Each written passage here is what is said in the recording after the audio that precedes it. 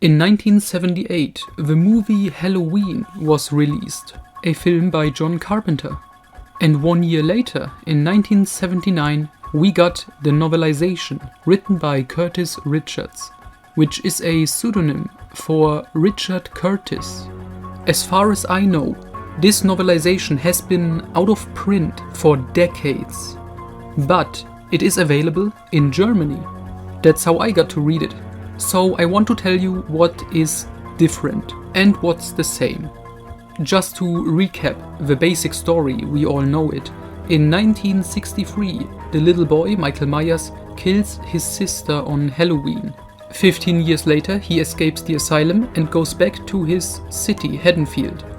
And Dr. Sam Loomis follows him and tries to capture Michael. And Michael is already on a killing spree. So let's talk about the book. What is new? What do we get from this novelization that isn't in the film? Well, we get a prologue, and the first 4 chapters, basically, are all very different or completely new content. And we begin with the prologue.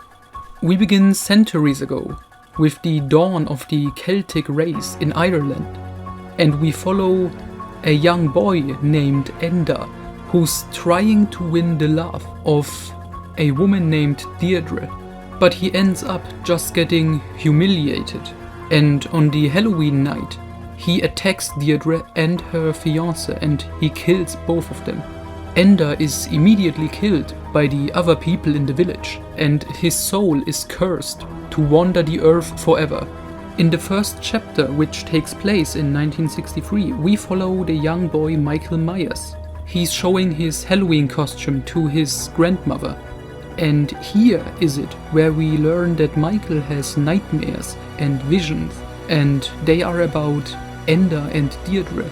There is also a little discussion between the grandmother and Michael's mother, and apparently these nightmares are something that runs in the Myers family. As we learn way later in the book in chapter 10, it is revealed that Michael's great-grandfather murdered a couple on Halloween 1898, and apparently he had the same kind of nightmares. In the next chapter we get the opening of the movie. We get to see young Michael Myers on Halloween 1963 and his sister. We mostly get the POV of his sister, but we also get Michael's POV, and we learn what he is thinking as he murders her. With the next 2 chapters, 4 and 5, we get to see Michael Myers on trial and how he gets into the Smith's Grove Sanitarium. Here we also get introduced to Dr. Sam Loomis. These chapters were interesting because we get to see how Michael behaves in the sanitarium and how the staff and the other inmates are just afraid of him. We also get to see how Dr. Loomis changes and begins to see this young boy as what he really is, pure evil. Fun fact, when John Carpenter's Halloween first aired on television, it was a little too short, so they had to film some extra scenes, including some with a young Michael and young Dr. Loomis in the asylum.